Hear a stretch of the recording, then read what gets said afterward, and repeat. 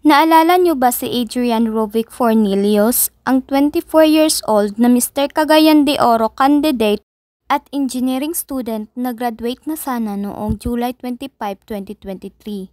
Ngunit sa kasamaang palad ay hindi na siya nakadalo pa sa kanyang graduation dahil sa isang malagim na pangyayari kung saan siya ay binaril sa kasagsagan ng kanyang paghahanda para sana sa sinalihang paligsahan ng Mr. Cagayan de Oro 2023. Binaril siya noong May 9, 2023 sa 13th Street, Barangay Nazareth sa Cagayan de Oro. Nadala pa siya sa isang ospital ngunit hindi rin naisalba ang kanyang buhay. Noong mga panahon na iyon ay hindi pa malinaw kung sino ang bumaril at kung ano ang motibo sa pagpatay sa kanya. Sa ilang araw at buwang lumipas, nagpahayag ng labis na pagdadalamhati sa social media ang nobya ni Adrian Rovic Fornillos, na walang iba kundi si John Leonel Orog. Makikita sa kanilang mga post sa social media kung gaano nila kamahal ang isa't isa.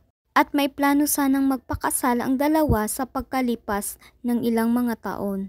Ngunit naudlot lamang ang lahat dahil sa pagkamatay ni Adrian. Ngunit itong August lang ng kasalukuyang taon, kumalat sa social media ang mga screenshots na umano'y nagtuturo na crime of passion ang naging motibo sa pagpatay kay Adrian Rovic Fornillos. At ang itinuturong mastermind ay si Pastor Denver Andales. At ang nasabing pastor ay pumunta pa sa mismong burol ni Adrian at nagkusa pang nagbigay ng cash assistance sa pamilya nito at umako sa lahat ng gastusin sa pagpapalibing sa binata.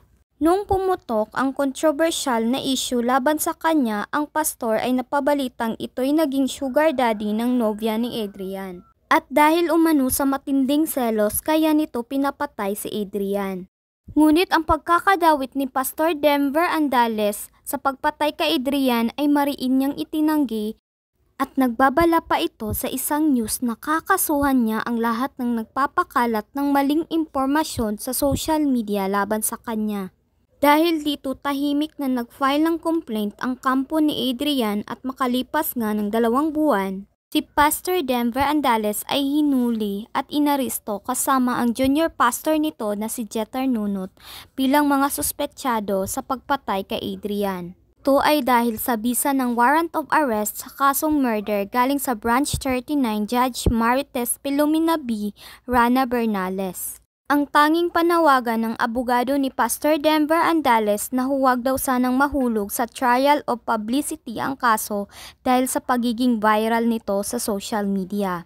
Dagdag pa nito, hindi daw nagtago ang kanilang kliyente at kaya nilang patunayan na walang kasalanan si Pastor Denver sa pagkamatay ni Adrian. Sa ngayon ay mananatiling nakakulong si Pastor Denver kasama ang kanyang junior pastor na si Jeter Nunot habang patuloy na dinidinig ang kaso.